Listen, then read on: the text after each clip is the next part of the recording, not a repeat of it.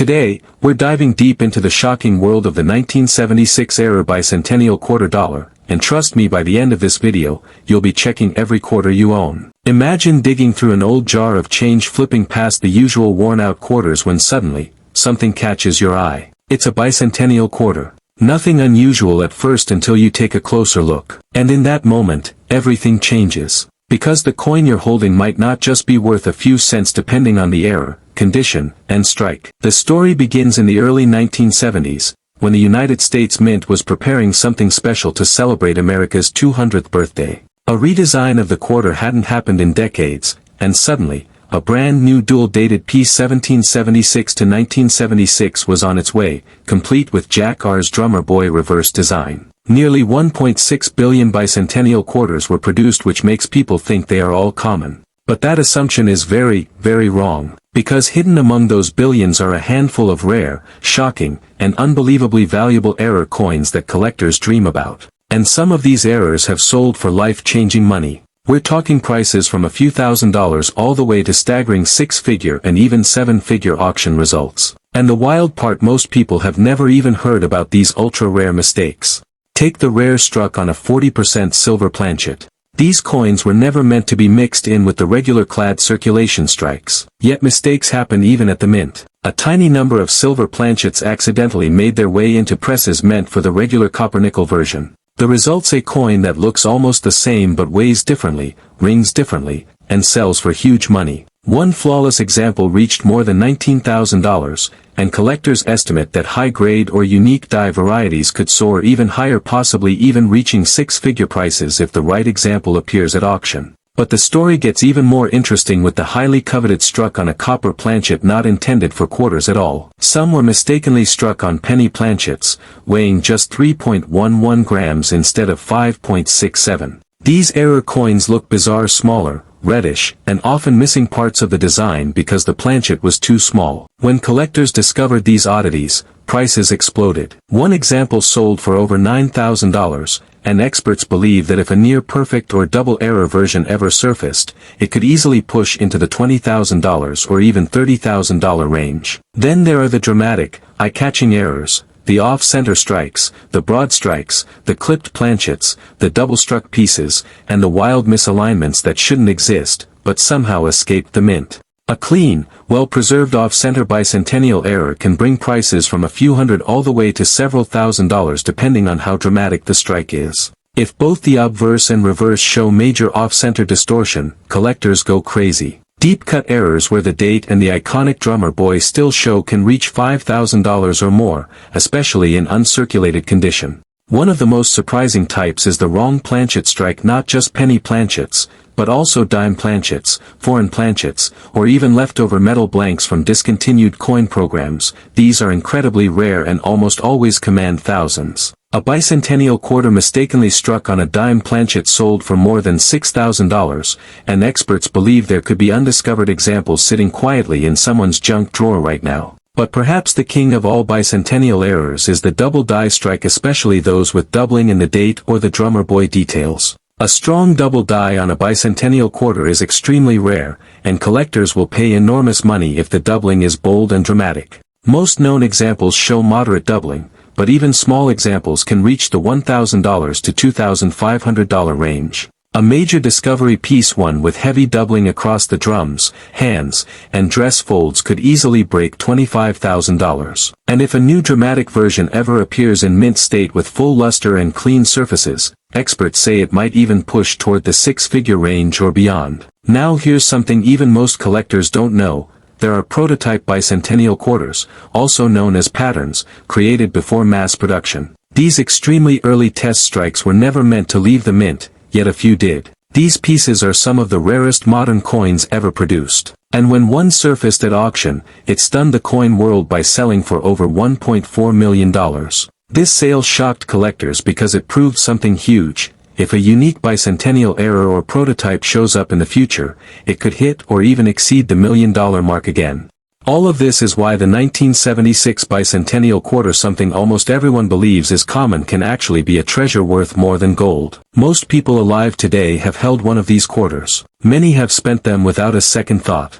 Others toss them in jars, glove compartments, or coffee cans, not knowing the shocking truth. And while billions were made, only a tiny handful contain the rare mistakes that transform them from spare change into high-value collectibles. Now imagine the excitement of finding one of these coins in your own home. That's why collectors are constantly searching through rolls, bags, and old collections.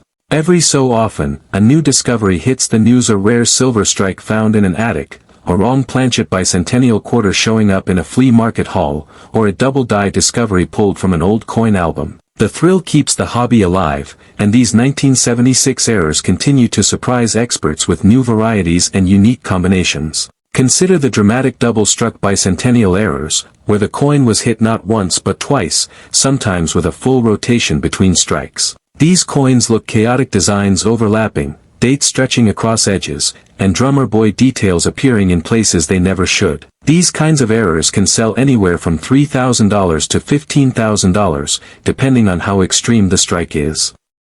Some breathtaking examples, especially those struck completely off-center the second time, are considered masterpieces of mint error collecting. Another powerful error is the struck-through error, where a piece of cloth, wire, metal shaving, or other debris gets between the die and the planchet during striking. With bicentennial quarters, this can create deep lines, grooves, or missing portions of the design, especially on the drummer boy's drum or the obverse portrait. Clean, dramatic struck-through pieces can bring $1,000 to $3,500, and rare large debris strikes can go even higher. Collectors also chase the broad strike errors, where the collar that normally shapes the rim fails, and the coin spreads outward like a flattened, oversized quarter. High-grade bicentennial broad strikes can easily reach $500 to $1,500, with some exceptional pieces selling for more. And then we have clipped planchet errors, where a portion of the planchet is missing before the strike. These can be straight clips, curved clips, ragged clips, or double clips. A dramatic double clip on a bicentennial quarter can sell for $1,200 to $4,000, especially if the date and drummer boy design remain intact.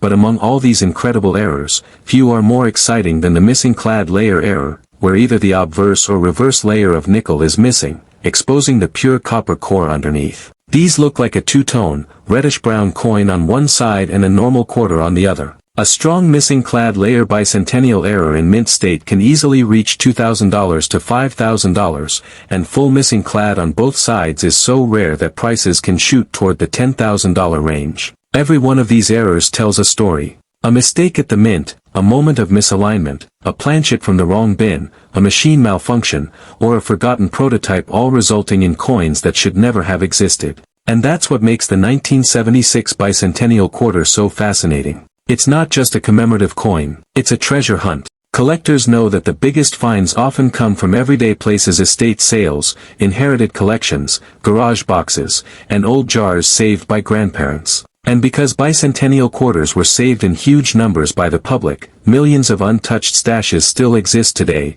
waiting to be searched. Someone out there is going to make the next big discovery. It could even be you. Imagine finding a silver planchet bicentennial, a wrong planchet strike, or a prototype error. Something that could change your life. Imagine holding a coin that turns out to be worth more than your car, your yearly salary, or even your home. This isn't fantasy. It has already happened. The $1 million prototype proves it. The high-grade errors selling for tens of thousands prove it. The wrong planchet strikes found in old change prove it. The incredible value of these rare bicentennial errors comes down to three main factors: rarity, condition, and visibility. The rarer the error and the cleaner the surfaces, the higher the price, and when the error is obvious to the naked eye, collectors pay a premium. That's why dramatic off-center strikes, missing clad layers, strong double dies, and wild double strikes bring the biggest money. They're immediately recognizable, even to beginners. But subtle errors can be just as valuable. A micro-double drummer boy or a faint double date can fetch thousands if preserved in high grade.